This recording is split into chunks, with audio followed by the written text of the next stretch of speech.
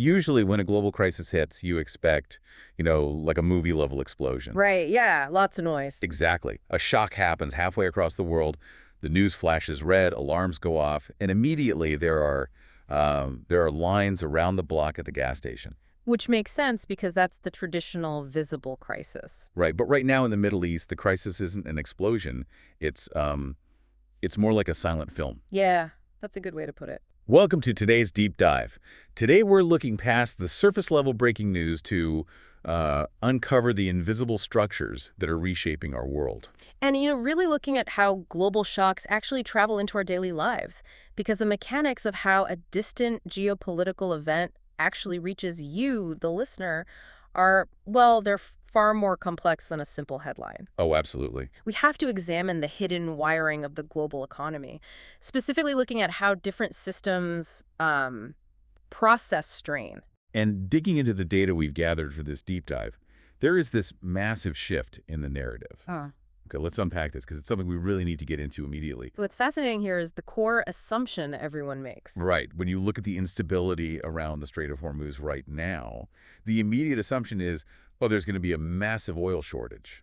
Like the supply is just getting completely cut off. Exactly. But the crucial distinction in our source material is that there's actually no physical shortage of energy.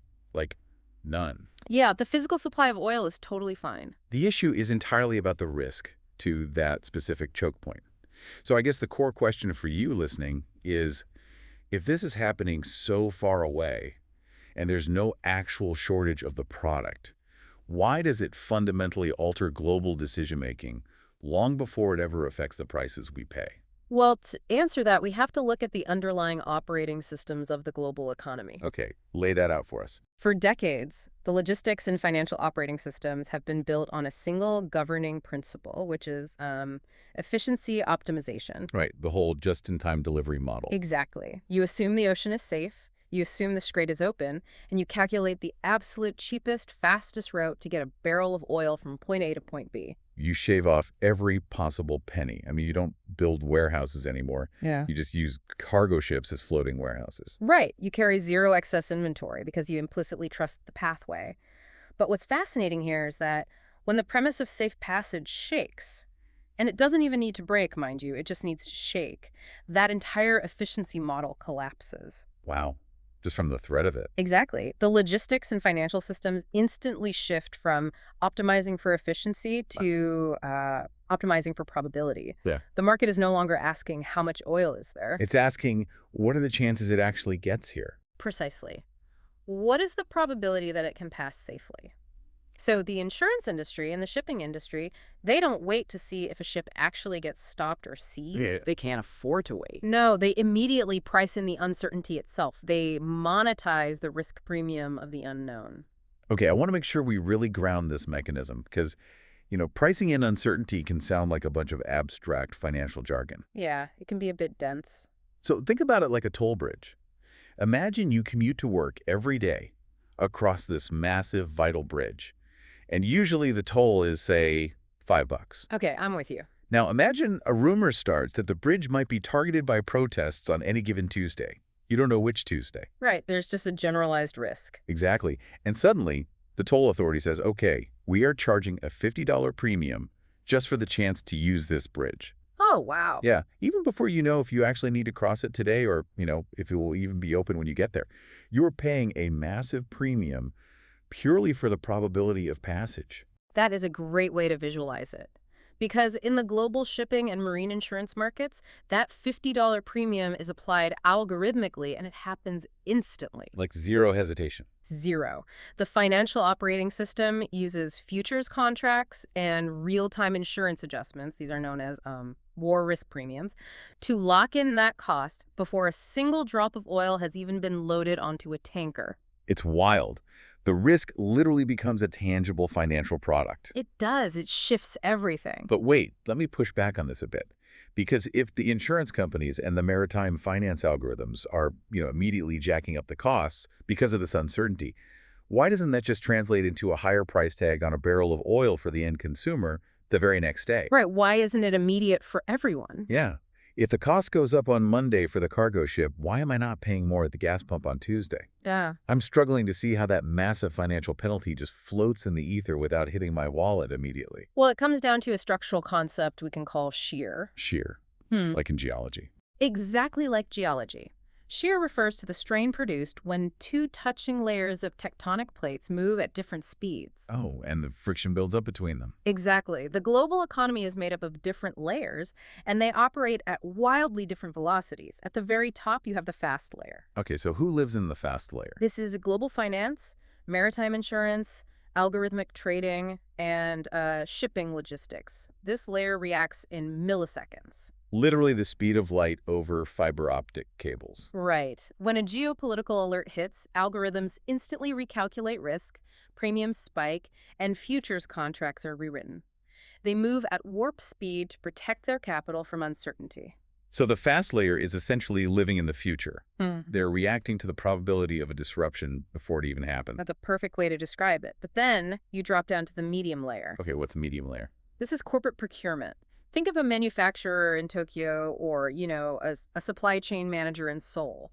They operate on entirely different time horizons. Right, they're looking at quarterly budgets, annual contracts, long-term supplier relationships. Exactly. So when the fast layer suddenly hits them with a massive spike in shipping and insurance costs, they cannot just change their retail prices in a millisecond. They can't just slap a new price sticker on everything the next morning. No, they have to sit down in a boardroom and make agonizing decisions. Uh-huh. Do they absorb this new cost internally? Do they break a long-term contract and look for a different supplier entirely? Or do they slowly pass the cost on to their wholesale buyers over the next, 12 months? Exactly. It's a much slower process, which leaves the slow layer completely in the dark for a while. Right, the slow layer, which I'm guessing is us. Yes.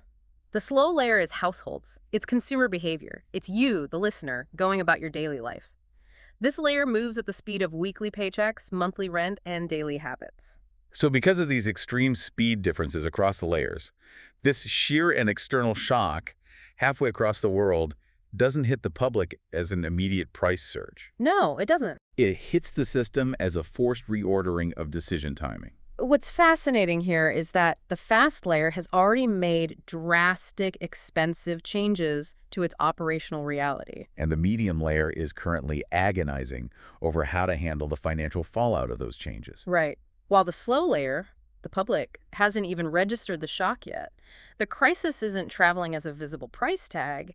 It's traveling as a hidden delay in when decisions have to be made. It is honestly bizarre when you think about it from the perspective of the consumer. It really is. Like the financial world can be absolutely redlining, pricing in massive geopolitical risk, while your daily reality feels entirely untouched. You go to the store, the shelves are stocked, the prices are exactly the same as last week. It feels like absolutely nothing has happened. Yeah, it's wild. But that feeling of nothing has happened is particularly pronounced depending on the specific architecture of where you live, right? Yes, very much so. Because digging into the data, we need to look at how this global concept of shear translates into a very specific local reality. And the source material focuses heavily on Japan to illustrate this. Right, Japan is a perfect case study for this phenomenon. When you look at how this global shock lands in Japan's economy, it is a masterclass in what the sources call a delayed absorption structure. Delayed absorption. Yeah. If the fast layer is global finance, Japan operates on a very specific, culturally ingrained living OS that acts as the ultimate slow layer. Explain how that delayed absorption actually works on the ground, though. Like, how does a local economy structurally resist the extreme velocity of global finance? Well, instead of passing these rapid, violent global costs directly to consumers, which you might see in more deregulated Western economies where prices fluctuate almost daily, Japanese companies structurally absorb the costs internally first. Ah, so they take the hit themselves. Exactly. There is an immense cultural and corporate pressure there to maintain price stability for the consumer. It is almost viewed as a breach of the social contract to suddenly spike prices. That makes sense. So instead of making the consumer pay the risk premium, the companies squeeze their own profit margins. They optimize their internal supply chains. They renegotiate quietly with their network of suppliers. They're basically sharing the financial pain across a web of interconnected businesses. Yes. They do everything in their power to shield the household from the volatility of that global fast layer. What you are describing is essentially a compatibility error between two fundamentally different operating systems. A compatibility error. I like that. Break that down. The global market, the fast layer, operates on the principle of instant rational price reflection. If risk goes up, the price goes up, right now. Brutally efficient. Yes. But Japan's living OS operates on delayed absorption and local optimization. It is decidedly nonlinear. It's like instead of a flash flood washing out a town, Japan's corporate structure acts like a massive silent reservoir system. That's a really good analogy. The global shock dumps 1 million gallons of water, which represents these massive new insurance and shipping costs into the system instantly. But the corporate reservoir gates only let out a highly controlled trickle downstream to the consumer. Right, so the town doesn't drown. Exactly. The prices do eventually rise, but it is so gradual and so micromanaged that there is no panic buying. There is no supply anxiety. It never feels like a sudden crisis. Because of this compatibility error, when a global shock hits Japan, it does not appear as a sudden rupture. You don't see the system break. It's just a slow change. Exactly. It appears as a distributed delay. The external pressure is taken in, broken down into tiny, manageable pieces, and slowly dispersed over time across the corporate sector. But I have to imagine that just because the ride is smooth for the consumer, it doesn't mean the pothole wasn't there. No, the impact definitely happened. Right. The energy of that shock, the actual financial cost of those war risk premiums and the rerouted ships, that money has to go somewhere. The internal pressure is quietly building up behind that reservoir dam. And that is the architectural consequence of a shock absorber. The burden doesn't disappear, it just changes form. Right. Because the system absorbs the shock so quietly, the cost simply accumulates invisibly inside the medium layer. Which creates a phenomenon the source material describes as a crisis without a visible crisis. A crisis without a visible crisis. Exactly. The area that should be noisy, the consumer market, the daily headlines, is completely silent. But beneath that silence, the costs of that initial probability shift in the Strait of Hormuz are just pooling up in the corporate ledgers. And this silent accumulation has a very real consequence. While the financial burden isn't screaming from the front pages, it is quietly narrowing the range of choices available to both businesses and households. Okay, let's break down what that narrowing of choices actually looks like. Because if I'm a consumer and the price of my daily goods hasn't skyrocketed, how am I experiencing this invisible burden? Well, you experience it in the things that don't happen. The things that don't happen. Right. A company might not go out of business, and they might keep the price of their product exactly the same. But to absorb that massive global logistics cost, they cancel their research and development budget for the next 3 years. Oh, wow. So they stop innovating. Yes, they freeze hiring. And for a household, it means the price of a product stays the same, but the package size quietly shrinks by 15%. Ooh, shrinkflation. Exactly, shrinkflation. Or perhaps wage growth stagnates entirely because the corporate sector is using all its excess capital to pay those global risk premiums that they are shielding you from. So the menu of options just slowly gets smaller and smaller. It's not a sudden crash. It's a gradual restriction of movement. Yeah. The water level in the reservoir just gets higher, and the structural integrity of the dam is tested, even if the town below is perfectly dry. Right. And just to be clear, we're looking at this purely structurally, of course. We aren't suggesting a catastrophic collapse is imminent, nor are we saying that this shock-absorbing structure can indefinitely protect consumers from global realities. Absolutely. We must look at the mechanics strictly as they exist. The global system shifted from pricing physical supply to pricing the probability of passage. Right. That caused a massive shear between the fast global financial layers and the slow local corporate layers.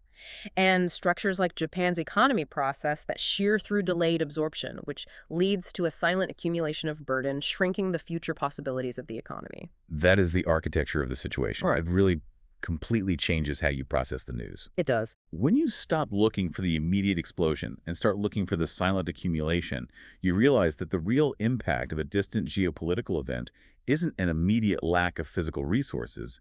It's the invisible friction of systems moving at different speeds. It shifts our entire understanding of cause and effect.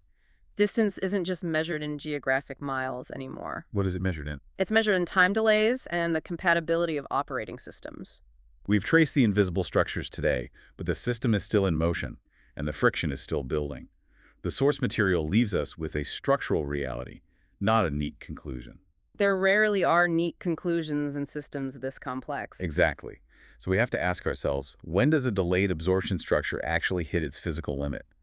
At what specific point does the quiet heat accumulation turn into a visible, undeniable phenomenon that the consumer can no longer be shielded from?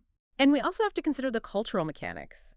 Why does change appear so much slower in a place like Japan compared to the lightning-fast global layer? The corporate OS demands that delay, but, how long can local tradition hold out against global algorithmic pricing? And when this forced reordering of decisions finally breaks the surface, where will the visible signs show up first? Will the reservoir dam break through in sudden, aggressive corporate actions like mass layoffs, or will it manifest in household struggles that simply can no longer be hidden by shrinking package sizes? Fundamentally, we have to grapple with how the very meaning of the word supply has changed. When the probability of passage dictates our economic reality more than the physical existence of the goods themselves, our entire paradigm of valuing security shifts. It makes you wonder about the vulnerabilities we aren't even looking at. Because if global finance is now pricing the mere probability of disruption across our supply chains, what happens when geopolitical tension at one choke point coincides with something entirely different? Like an environmental drop in water levels at another major canal. Right. Or a widespread cyber event targeting port logistics. If the fast layer is already redlining over a single geopolitical risk, how does the global operating system handle a compounding probability crisis, where multiple distant shocks demand immediate payment before a single physical good has even stopped moving? That is the real unknown. Keep looking for the invisible structures, the quiet delays, and the speed differences shaping our reality. Until next time.